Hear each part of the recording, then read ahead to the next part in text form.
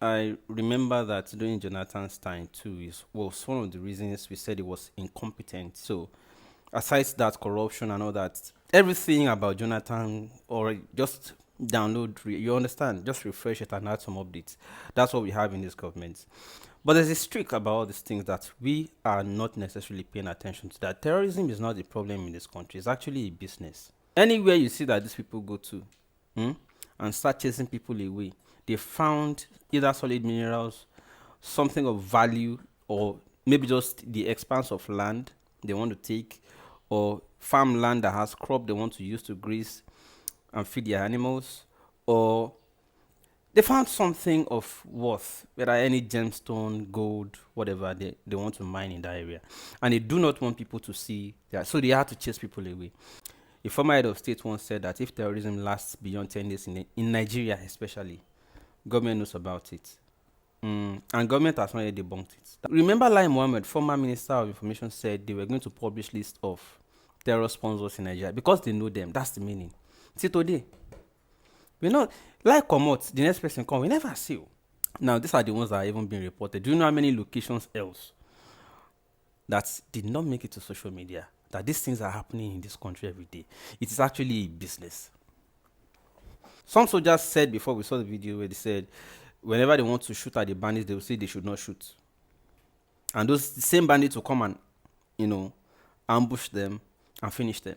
We've also heard, and government has not debunked, commandants leading troop, when they get to a particular point, something happens, maybe they run out of supplies or anything.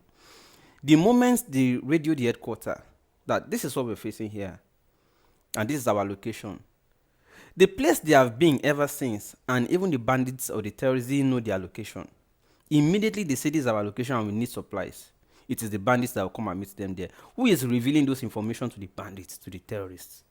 Who told them they are out of supplies, and this is their location, go and meet them? The only contact they made was to the headquarters. Now, these are all claims that government has not debunked. I suspect all of these things are happening so that they can weaken our military. The opponents can be stronger than the country's army.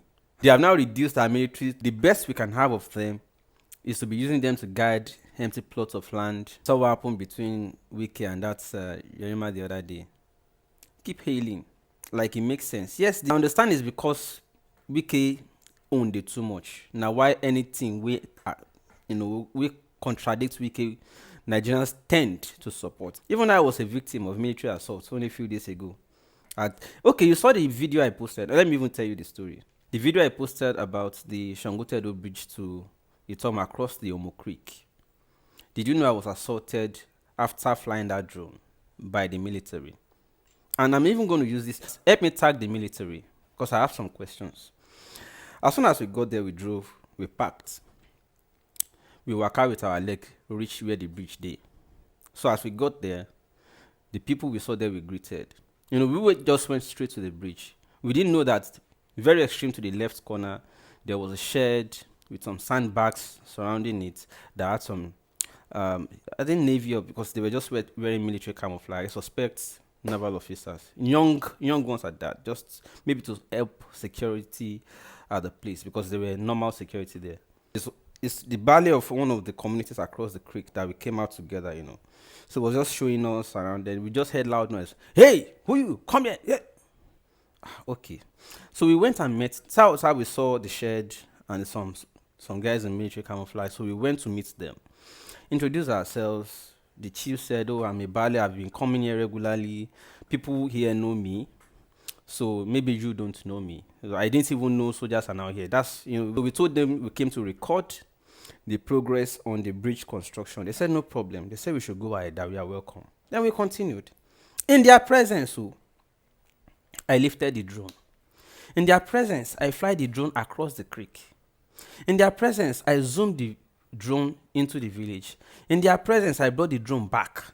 In their presence, I now took the drone outside to the road to go and show. I was trying to measure the kilometers from outside inward and to also show how you can locate the bridge and all that. Not knowing that one overzealous guy who was not inside as of the time we did all of these things. As soon as I was landing the drone, the guy just came and met me and said, "You the crazy go. Who give you permission to fly drone for here?" I said, Koga, calm down now. Your colleagues are here with us since. We greeted them, we told them our mission. They said we should continue what we are doing. And I went and met those ones and challenged them. Why would you allow them? Who gave them permission? Blah, blah, blah. The next thing, those ones now came out. It is act of terror. This is military base. Military base?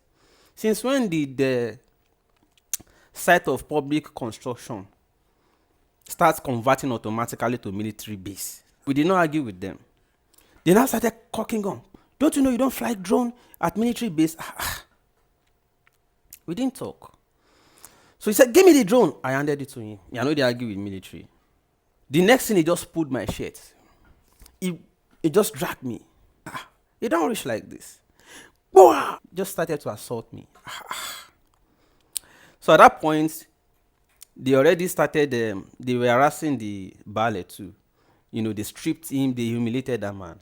Stripped him of his cap, dispossessed him of his phone. So at that point, I was just trying to take charge of the scene. Like, let me just make sure they don't hurt these people. So I was just trying to distract them and say, "Yeah, let me open the drone for you. We did not do anything untoward. Let's show you everything we have on the record." Take all the attention, attract all the attention to myself.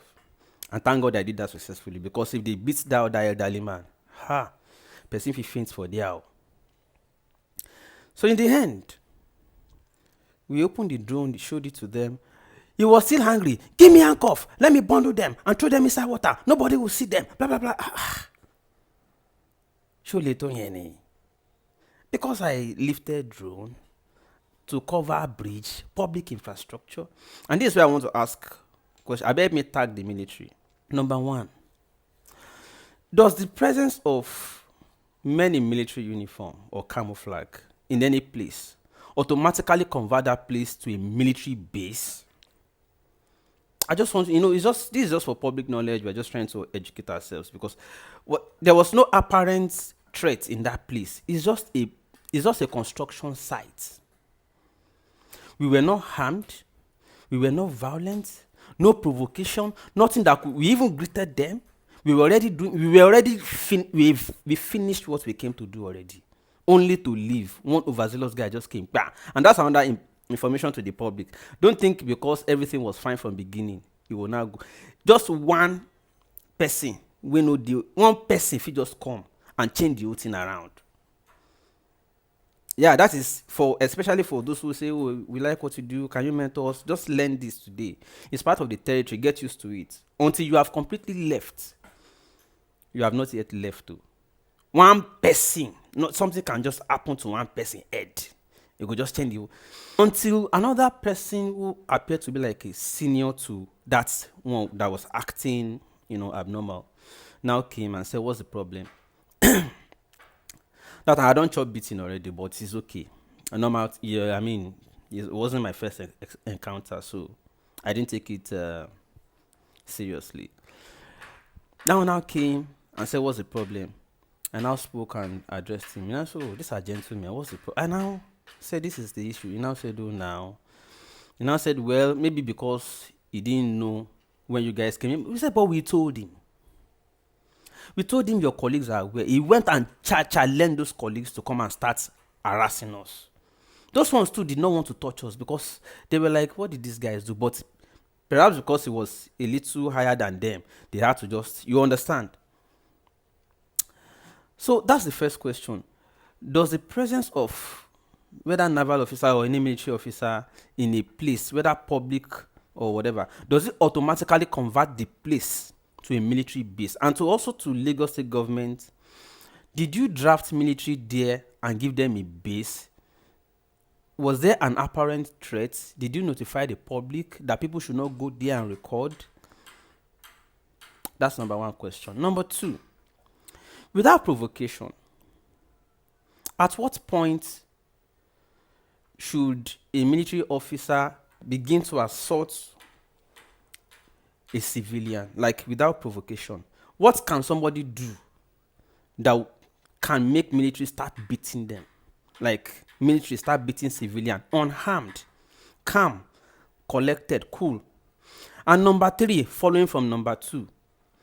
Did you know that elderly man was nearly, he was, if I just thank God they didn't beat him. The man was just saying sorry. And the more he was saying sorry, the angrier that's that other guy I said was coming from outside, the angrier he was getting. And he was saying, if not because of the gray hair with your head, I for kill you here. The more, stop telling me sorry. Don't tell me sorry. That's my number 3 question. Is sorry a wrong or foul language to tell a military officer when you are just trying to calm a situation down? Tell us what language to use so that we will know how to relate with soldiers as civilians. Say, okay, I'm sorry. Tell us if that language is wrong to military officers. They see the deal. Then go see day. Today is 22nd, Saturday, 22nd November 2025. Then go see day there. They get one small shed. Maybe not down in the core base. One small shed, open shed. Though. They just surround it with sandbags. They didn't want corner there. You won't even notice if you didn't go to that corner. And they call it a military base. So those are just the 3 questions we may get. Because I don't know the reason why the only muzzle we our soldiers can't get now. Now to the suffer civilians. It's not about me, you know me. Not my first encounter. And I'm not saying I should therefore go and be facing soldiers. I've never confronted soldiers before. At best, I just, explain the scene to their headquarters, they intervene and all that. Like this one, so I'm very sure they will intervene. But then, for the sake of public, let us explain all these 3 questions so that we know how better to relate with our military. Is this the best our military can do to be assaulting civilians unprovoked and being used to guide empty plots of land and converting public site of public project construction, converting it automatically to military base so that nobody can go there and record anything? Just educate us, please. Thank you.